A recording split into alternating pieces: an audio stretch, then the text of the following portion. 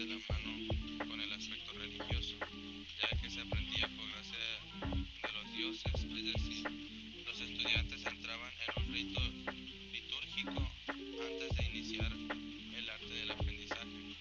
Otro aspecto importante era cuando el aprendiz de clase media manifestaba su deseo de incursionar en el mundo de la medicina, debía solicitar la venia del dios mediante un juramento de lealtad absoluta, a no revelar nunca los secretos de esta ciencia oculta y, de no cumplir con este juramento moral, era sentenciado a la muerte.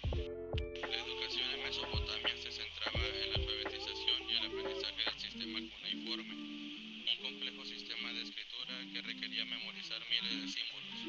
Los estudiantes escribían en tablillas de arcilla con una herramienta en forma de uña. La educación en la antigua Grecia se caracterizaba por paideia, el nombre que recibía la educación de los niños a partir de los 7 años. Tenía como objetivo la formación integral del individuo a través de la enseñanza de literatura, retórica, música, geometría, ciencia, filosofía y educación física y artística. La educación formal se podía obtener en escuelas públicas o con profesores remunerados, mientras que la educación informal era impartida por profesores gratuitos en entornos no públicos. La educación en la antigua Roma era un aspecto fundamental de la vida de los ciudadanos y se basaba en el modelo griego, pero con elementos propios de la cultura romana. Los niveles de enseñanza, la educación se organizaba en 3 niveles: elemental, media y superior. En la primera etapa los niños aprendían a leer, escribir y hacer cuentas. En la segunda etapa se estudiaba gramática y se aprendía a comentar textos literarios. La disciplina era severa, pero los niños jugaban con letras de madera o marfil para aprender a leer o escribir. La educación en la Edad Media se caracterizó por estar estrechamente relacionada con la Iglesia Católica y el clero.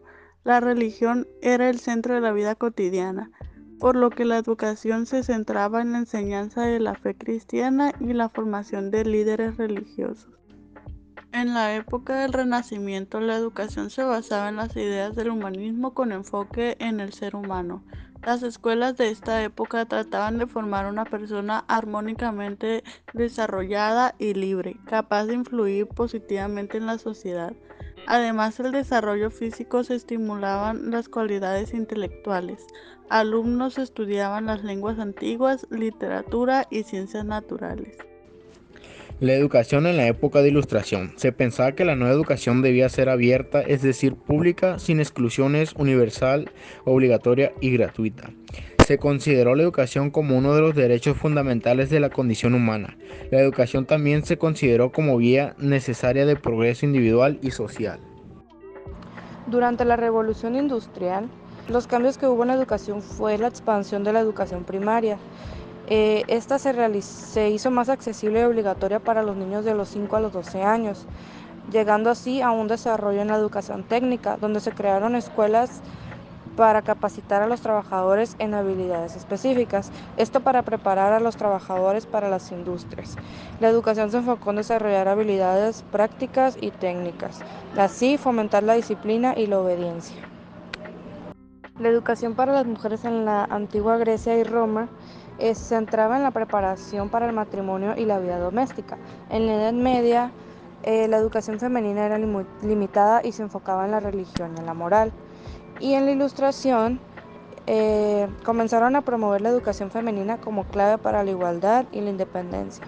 Y en el siglo XIX se establecieron escuelas y colegios para las mujeres en Europa y América del Norte, llegando así al siglo XX, donde la educación femenina se expandió y mejoró en todo el mundo.